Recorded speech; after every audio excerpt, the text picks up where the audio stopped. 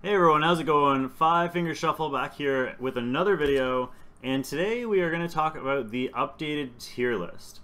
So first thing I want to do before we get into this tier list is I do want to mention that we're getting really close to our next giveaway stream.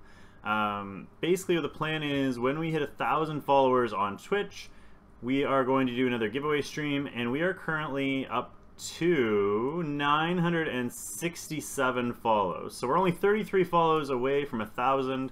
When we hit that, we will be announcing the date for the next giveaway stream. We're not really sure what we're going to have yet in terms of giveaways, but we will be having the t-shirts for sure with your guys' names on them if you were in the top 200 in points on my stream. Also, we will be having some in-game stuff, so make sure you check that out as well.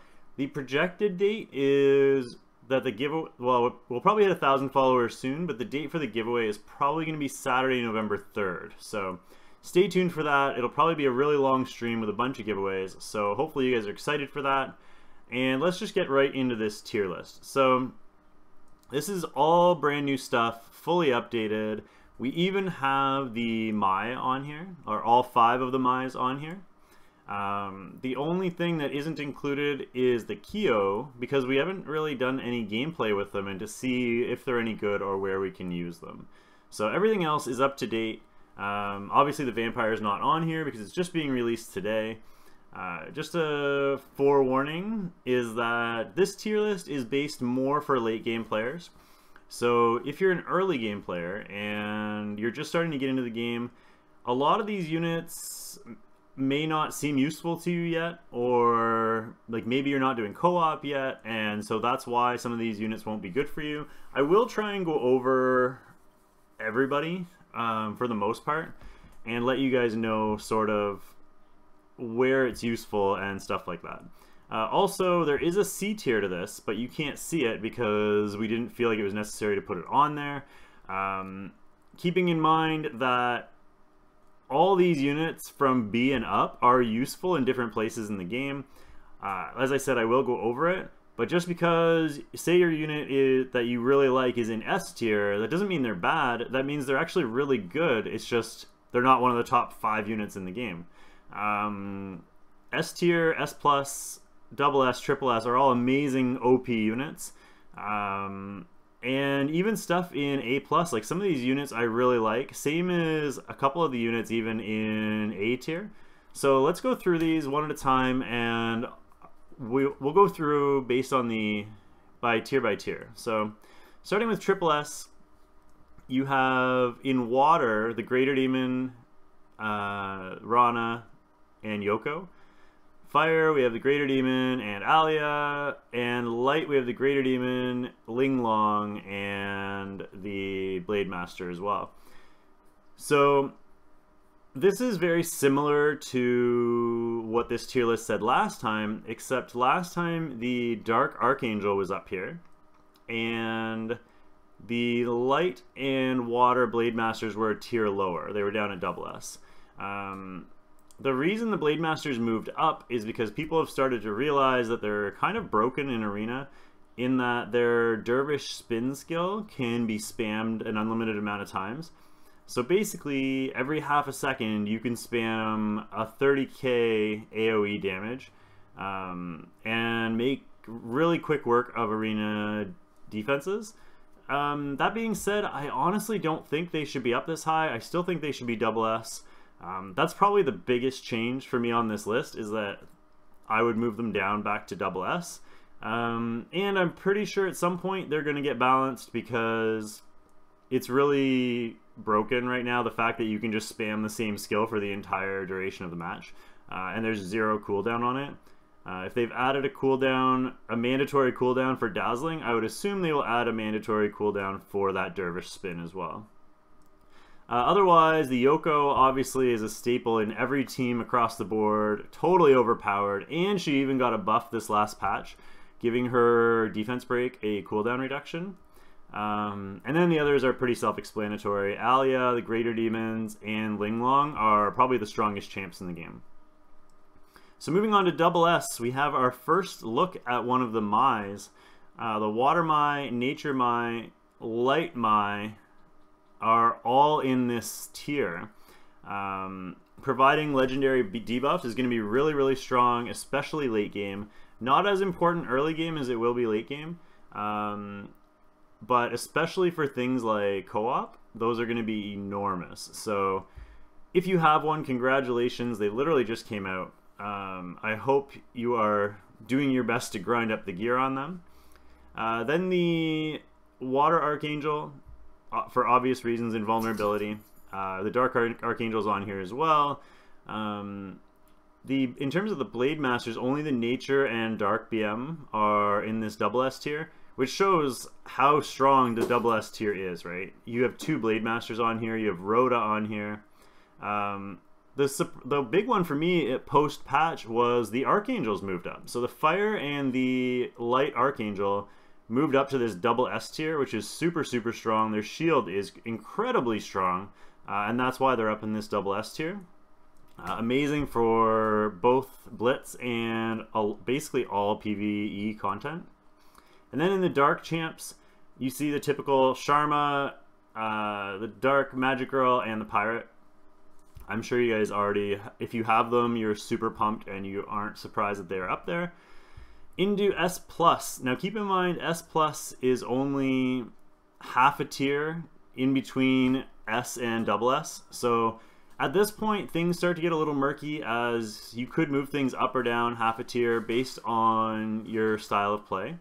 So if you are, you know, depending, maybe you like nuking over using ongoing damage, and maybe you would move it up half a tier or down half a tier. That's why this half tier is in here. So a lot of things maybe you don't agree with 100%, but to be completely honest, based on how you play the game will change everybody's tier list, so we can't possibly make one tier list that everyone's going to agree with 100%. That being said, S+, we got the Diva with Manas and the Crowhag in here. The Crowhag, I think, is really high.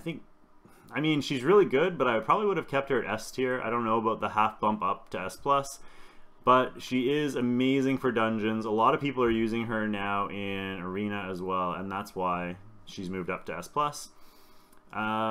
In Nature, pretty standard, except the Ink Ninjas are up here now in S+, so the Nature Ink Ninja has moved up thanks to his buff. Then into Fire, you have the last of the Magical Girls, Vimal, purely because Vimal is amazing for Steel Widow 11, pretty much mandatory at this point. And the Fire Ink Ninja as well is amazing with his incredible Ignore Defense ultimate as well.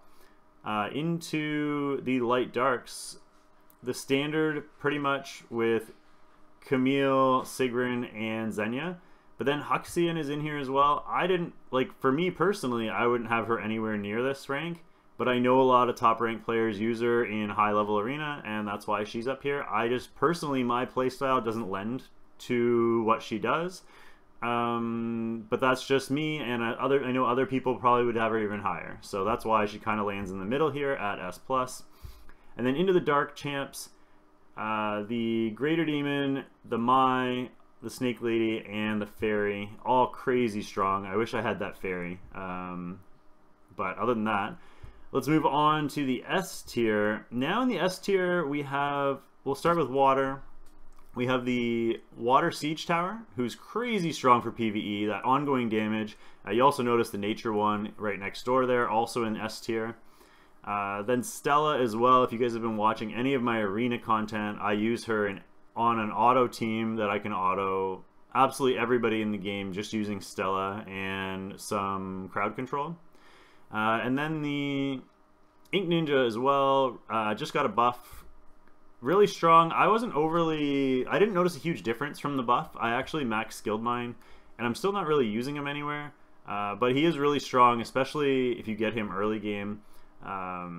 He's really, really strong and will carry you through a lot of content, and is a great farmer now as well. Into Nature, we have the Diva, the Fairy, the Candy Munchkin, the Magical Girl, and the Archangel. So a couple of these are, to be an S tier, are probably a surprise. Maybe the Magical Girl and the Archangel. The Magical Girl, I think, is basically like the Pirate, and we have the Pirate up at S+, so that's why she's up so high. As for the Archangel, I know a lot of people are going to riot over this, but he's still really good. I mean, he has an OP shield. I would maybe move him down to A+, but, I mean, to go from A+ to S is such a small jump. The only reason I would move him down is because I have the Fire one and the Light one, so I have no need for the Nature one. But if you look at it, there's actually 2 tiers dropped down from the Fire and the Light one. So he's here just because his shield is so strong. On to Fire now. Cassandra, really strong. I think even stronger late game than she is early game. The Fire one, the Dragon Guard, sorry, he's moved down a slot to S because of his nerf. Cassius, put it down. Sorry, guys. He grabbed a piece of paper off the counter and is ripping it into pieces. So the Dragon Guard moved down one because his damage nerf. He's not nearly as good on arena defense as he was because he's not a damage threat anymore. Also, you see the Fire Mine and the Fire Siege Tower. I know a lot of people are surprised about the Fire Siege Tower, but let me tell you, I don't have one. But if I had one, he would go directly in, or sorry, she would go directly into my Steel Widow 11 team. That shred defense, along with the defense break, basically means you can shred bosses really, really easily. Their HP melts. So if you have her, consider building her and putting on your Steel Widow 11 team.